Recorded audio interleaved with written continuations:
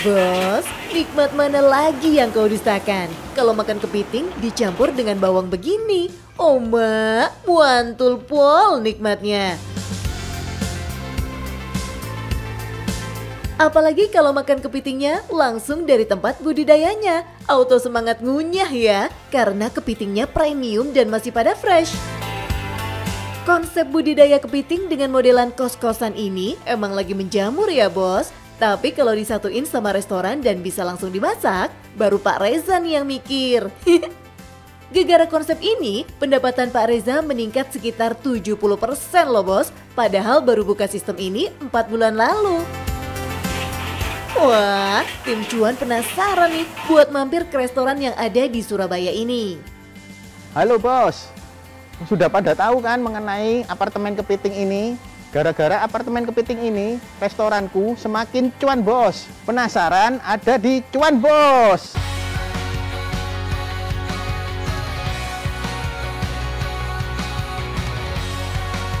Kenalin nih bos, Pak Reza yang udah memasuki bisnis kuliner sejak tahun 2019. Bisnisnya kala itu moncer banget bos, tapi semakin banyak pesaing semakin sepi deh. Bagaimana supaya kita bisa lebih meningkatkan cuan kita harus lebih yaitu beda dari yang lain.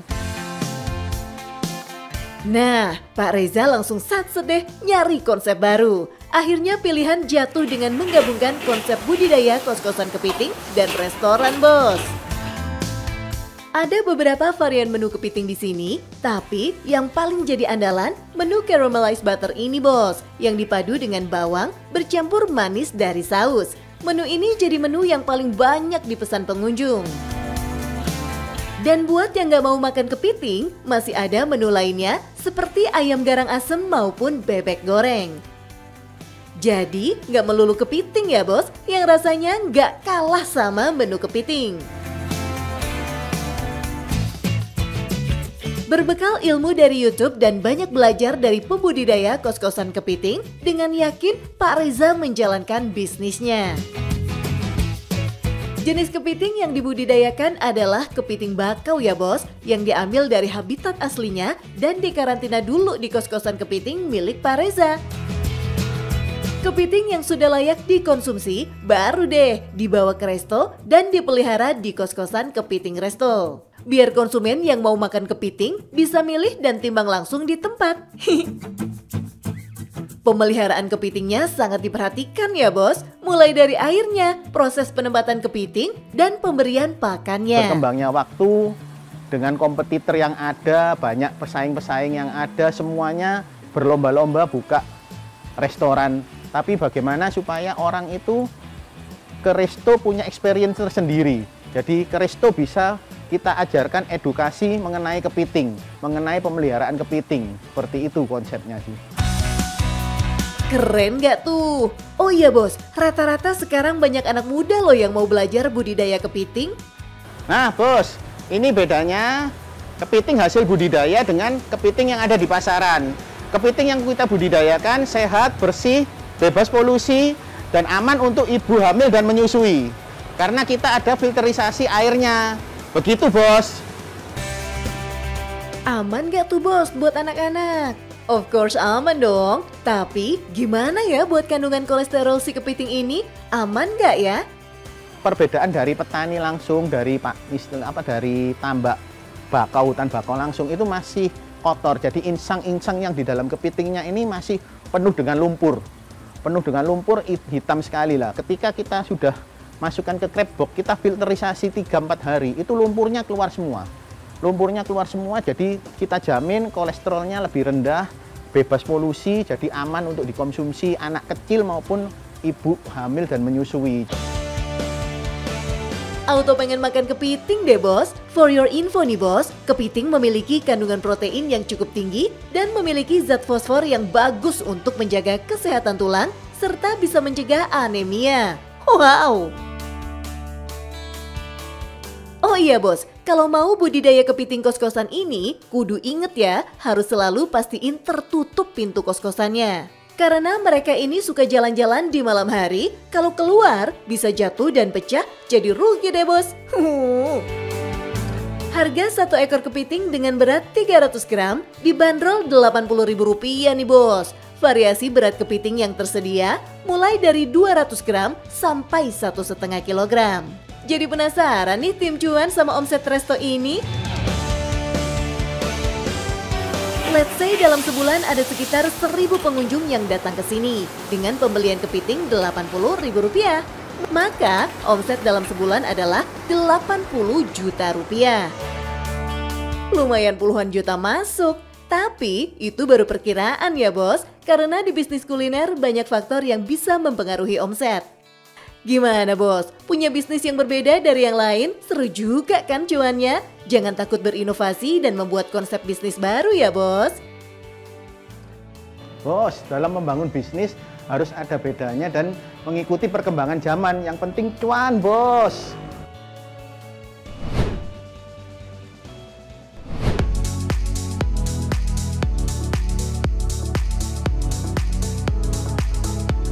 Aduh, ada bener ya pemandangannya bos.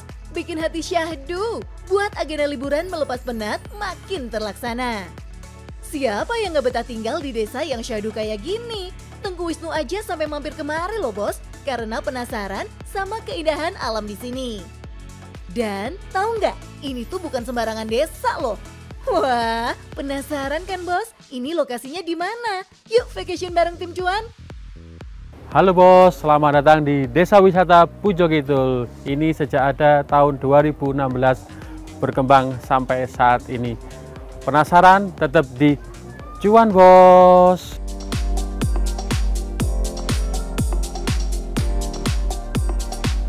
Desa Wisata Pujon Kidul udah ada sejak tahun 2016 ya bos. Terletak di daerah Malang, Jawa Timur. Awalnya nih, desa ini cuma punya peternakan sama pertanian aja. Konsep agrowisata yang masih dasar banget. Tapi kemudian berkembang menjadi wisata yang lengkap nih bos. Di lahan seluas kurang lebih 4 hektar bos.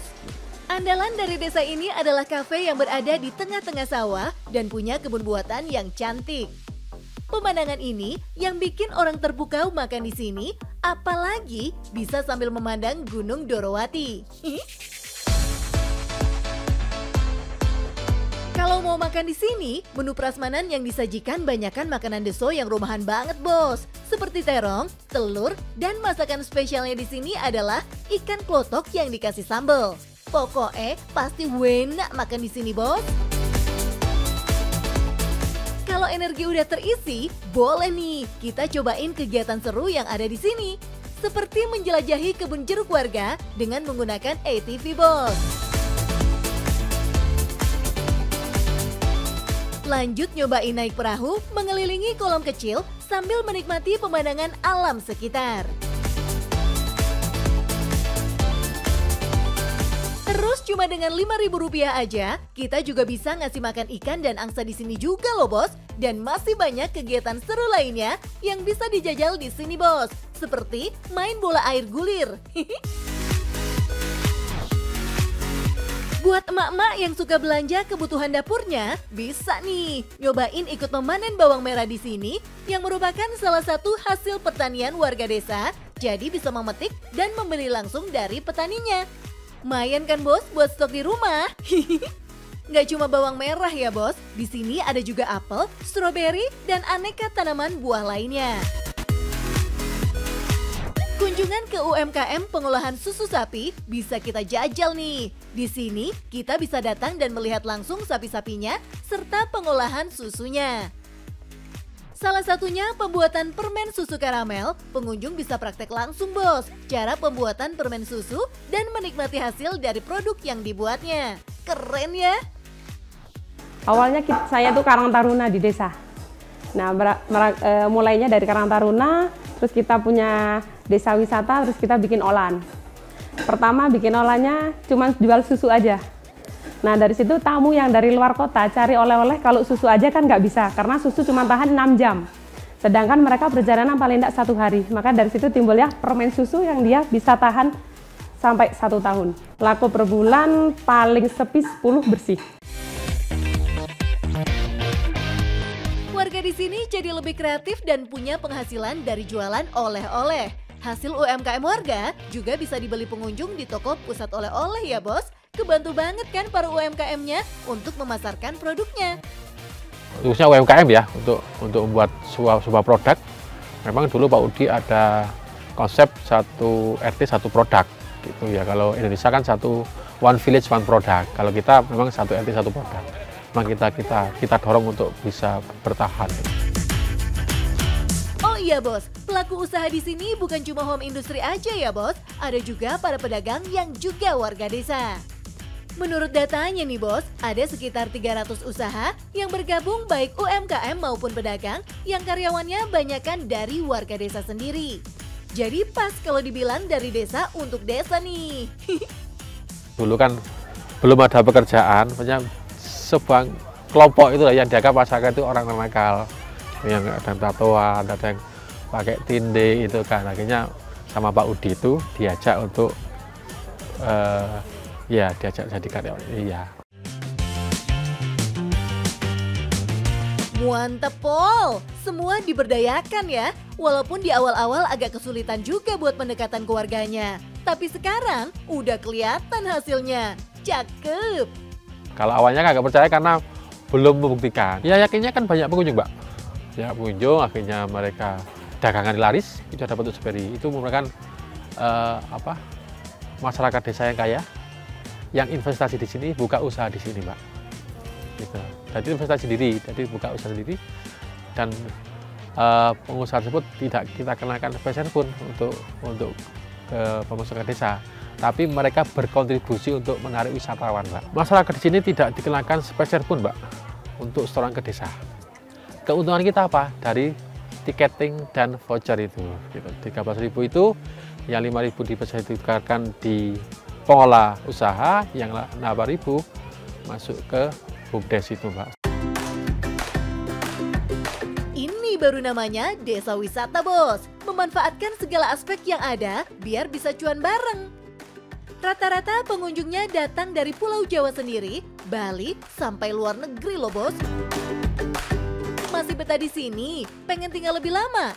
Tenang bos, di sini juga ada guest house yang bisa kita sewa dengan harga mulai dari 500 ribuan per malam. Seru nih buat staycation bareng keluarga bos. Kalau lihat konsepnya ciamik gini, kira-kira berapa ya pendapatannya desa wisata ini? Pendapatan desa tahun 2023 itu 1,1 M. Ya.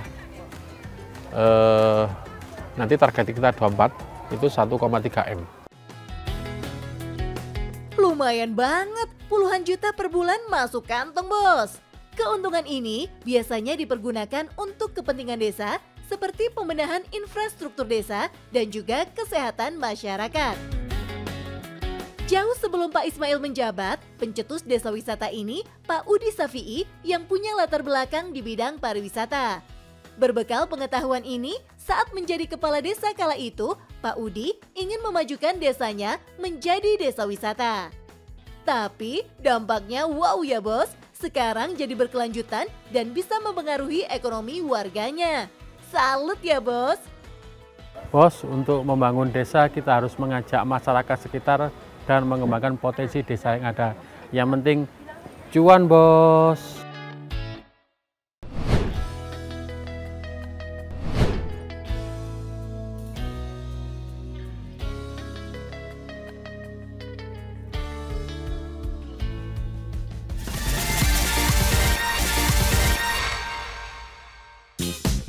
Meski baru keluar, keripik ini langsung booming banget dan diserbu para pecinta keripik loh. Nggak pakai lama, banjir orderan keripik bawang putih bikin kewalahan pengusahanya. Biar orderannya bisa selesai, Doi sampai memberdayakan banyak ibu-ibu dan bergabung dengan beberapa mitra UMKM. Wih, cakep nih cuannya. Penasaran yuk? Halo bos, akhir-akhir ini keripik bawang putih lagi viral banget nih. Kita tuh baru aja produksi dan gak nyangka jadinya se-boom ini. Bahkan kita bisa memberdayakan warga lokal. Mau tahu lanjutannya kayak gimana? Tetap di Cuan Bos!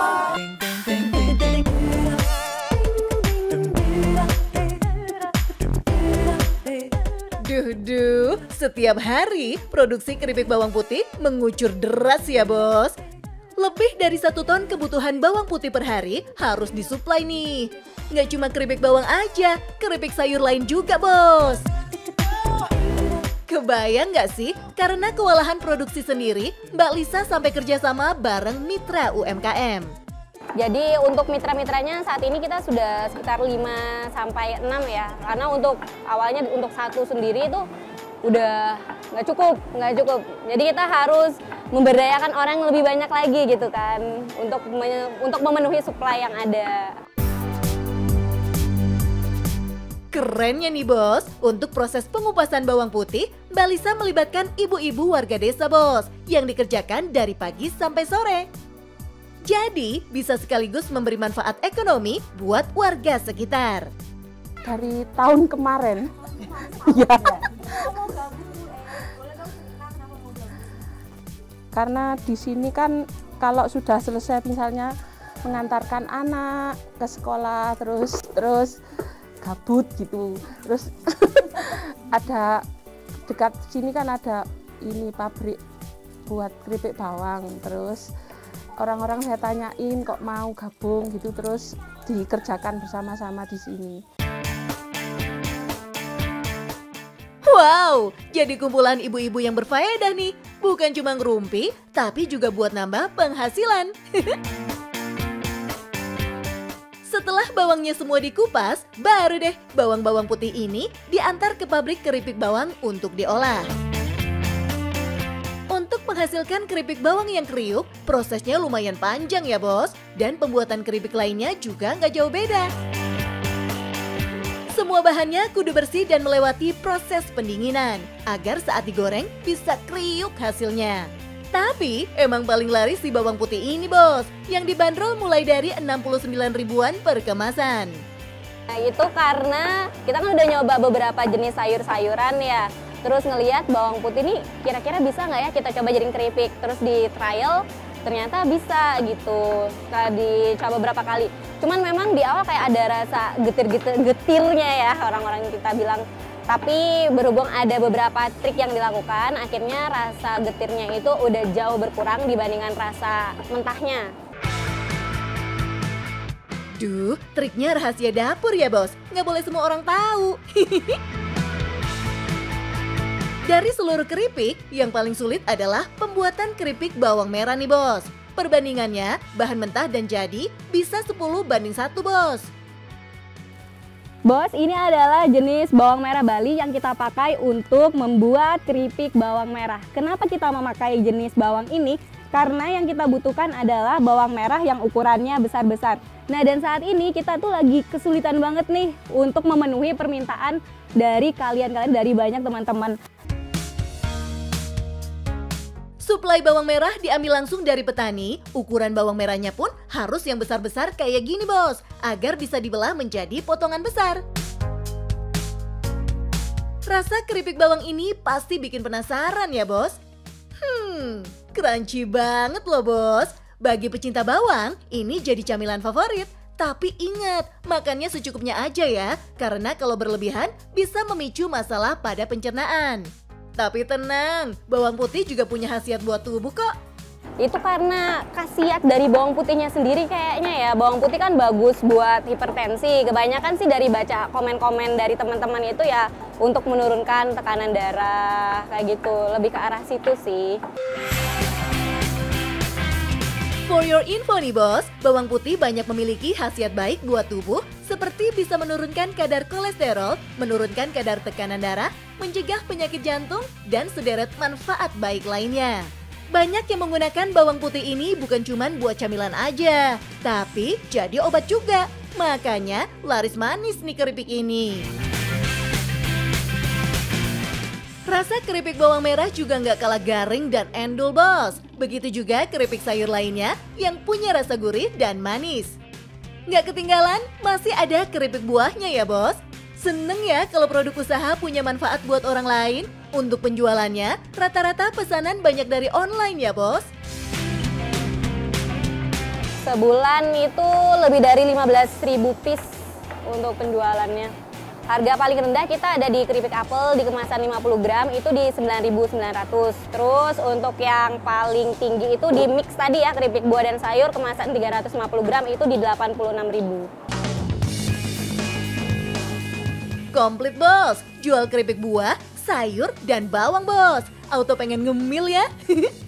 Penasaran sama omsetnya kan bos? Siapin kalkulatornya dulu bos, kita hitung bareng-bareng ya. Kalau dalam sebulan 15.000 orderan masuk, dikali dengan harga keripik termurah Rp9.900, hasilnya Rp148.500.000 masuk kantong nih bos. Ini baru omset minimal ya bos, bisa jadi lebih loh. Mantul nggak tuh bos?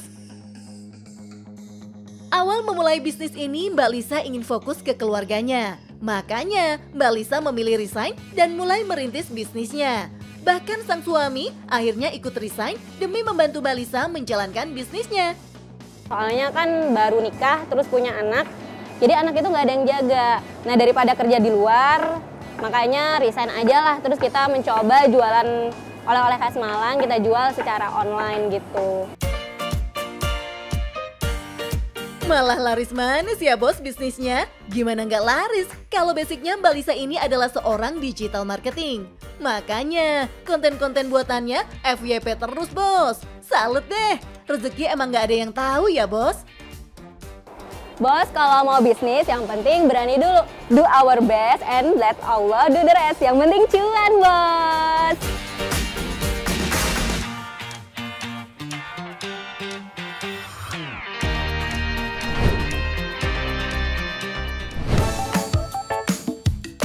Bos, kalau tahun kemarin motor kita masih B aja, nggak apa-apa. Tapi tahun ini jangan dong. Kalau enggak, ya begini jadinya. Bakal ditolak mentah-mentah sama Ayang. Pokoknya 2024 gue harus punya motor baru. Nah, biar masnya nggak makin manyun, sini tim cuan bantu resolusinya.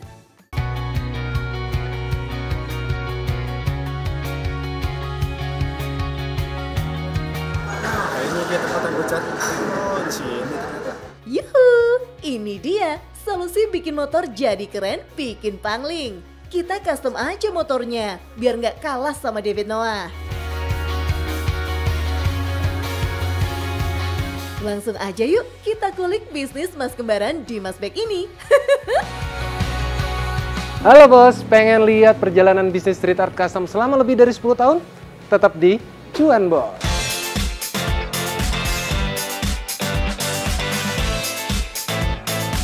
Mau custom tipis-tipis atau rombak total, semua bisa bos.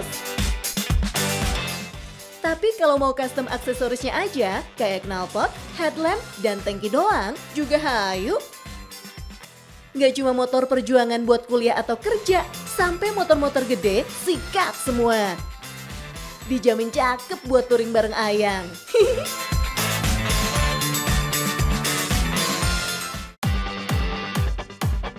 Emang ya, namanya juga bisnis jasa, layanan harus top marko top. Harga wajib transparan nih bos, alias no tipu-tipu. Pelanggan tinggal request sesuai kemauan, terus dieksekusi deh sama timnya Mas Ari. Asik banget nggak tuh?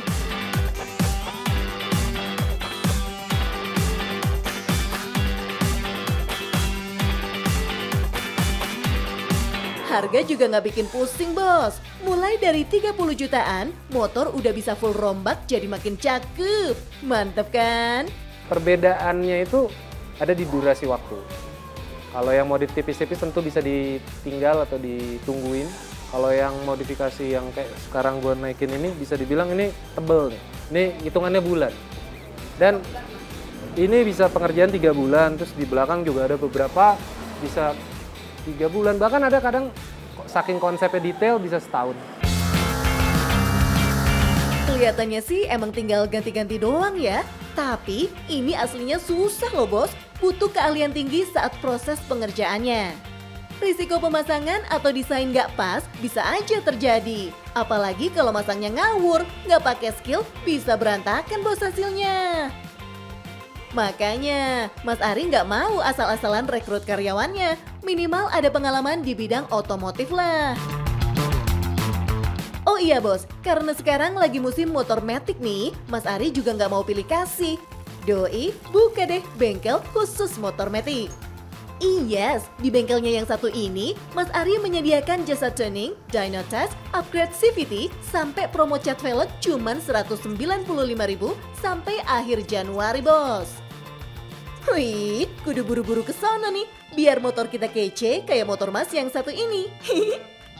Untuk datangnya sendiri saya udah 2 kali sih Kak sama yang ini. Sebelumnya saya upgrade Kirian atau CVT kalau di motor matic.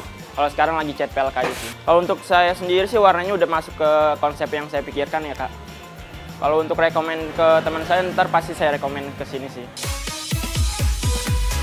Kalau begini ceritanya sih, customer yang puas maksimal bakal ready banget jadi agen promo paling jempolan. Mereka pasti ikhlas banget merekomendasikan jasa ini ke teman-temannya. Jadi deh, iklan terjitu di dunia jalan secara berantai. Gak cuma motor jadi kece, tapi bisnis jasa ini cuannya juga bikin ngeri bos.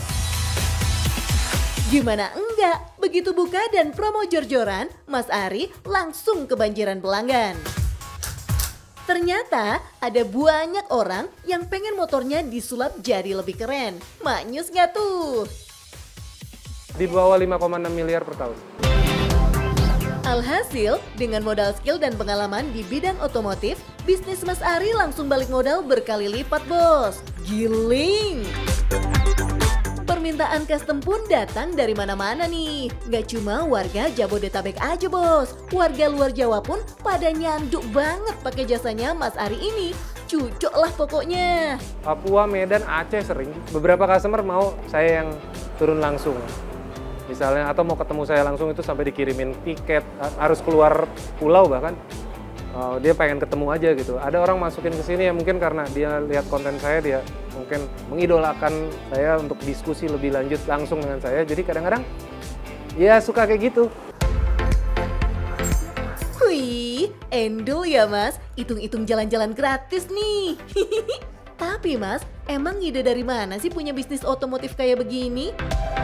Kenapa milih berbisnis di motor custom? Yang pertama, waktu di Ramal pada waktu itu klik rek spasi ini saya nggak cocok kerja di air.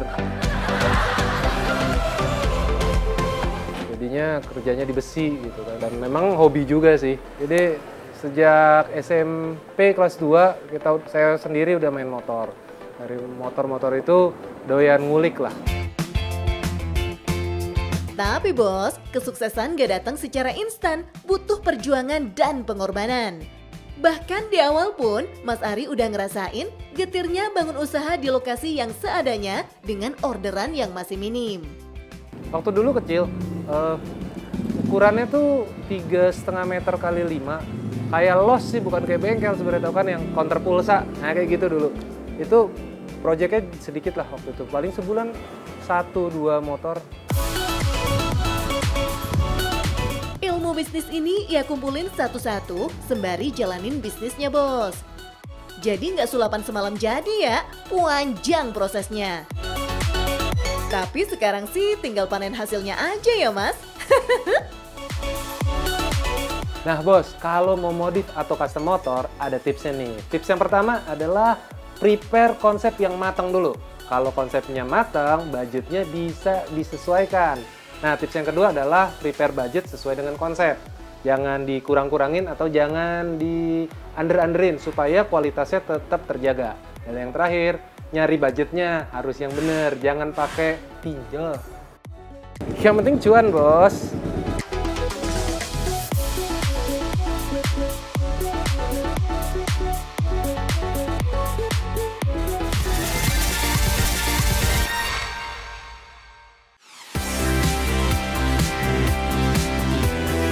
Bos, di era digital sekarang, keberadaan konten marketing di dalam bisnis kita menjadi sangat penting ya, karena merekalah yang akan memasarkan produk kita dengan membuat konten yang ditujukan ke target pasar kita. Tentunya kita juga perlu memperhatikan beberapa hal seperti kontennya harus relevan dan penting, serta memposting konten secara konsisten. Dalam membuat konten marketing, kita tidak boleh membuat konten sesuka hati. karena konten yang disajikan harus relevan dengan target pasar. Oleh karena itu, buatlah konten yang mendorong mereka untuk membeli produk atau jasa kita. Berikut manfaat yang bisa didapat dari konten marketing. Pertama nih bos, bisnis yang memiliki konten menarik akan menunjukkan bahwa mereka benar-benar serius menjalankan bisnisnya. Jika target pasar kita tertarik dengan konten yang kita buat, mereka akan menaruh kepercayaan pada bisnis kita dan terus melihat kontennya, pada akhirnya akan membeli produk atau memakai jasa kita. Terus, setelah pelanggan memiliki kesan pertama yang baik dan mulai mempercayai bisnis kita, mereka akan dengan senang hati melakukan promosi baik secara langsung maupun tidak langsung. Pada akhirnya, proses ini terjadi berulang kali dan brand kita menjadi lebih dikenal. Selanjutnya, manfaat dari konten marketing lainnya bisa meningkatkan traffic website atau sosmed bisnis kita. Jumlah pengunjung yang meningkat akan menghasilkan lebih banyak cuan bagi bisnis kita. Terakhir bos, tujuan dan keuntungan dari konten marketing adalah membangun hubungan dan koneksi dengan perusahaan lain. Penerapan konten marketing strategi untuk bisnis kita juga bisa memperluas kerjasama dengan perusahaan lain sehingga bisnis kita dapat berkembang lebih jauh di masa depan. Udah tahu kan bos sekarang manfaat dari konten marketing untuk bisnis kita? Memenangkan persaingan bisnis di era digital ini harus selalu sigap mengikuti perkembangan zaman. Biar bisnis kita selalu cuan bos!